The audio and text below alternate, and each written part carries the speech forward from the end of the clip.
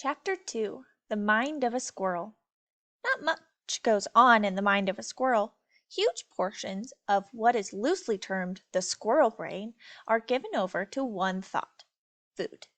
The average squirrel cognition goes like this: I wonder what there is to eat. This thought is then repeated with small variations. Where is the food? Man, I sure am hungry. What is that piece of food?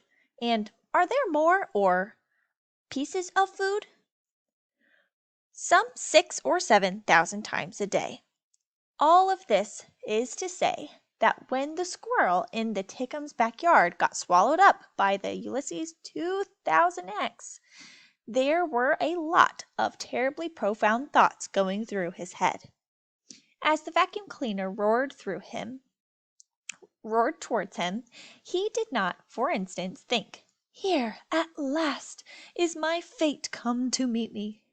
He did not think, "Oh, please give me one more chance and I will be good." What he thought was, "Man, I sure am hungry." And then there was a terrible roar and he was sucked right off of his feet. At that point, there were no thoughts in this squirrel's head, not even thoughts of food. Chapter 3 The Death of a Squirrel. Seemingly, swallowing a squirrel was a bit much for the powerful, indomitable indoor-outdoor Ulysses 2000X.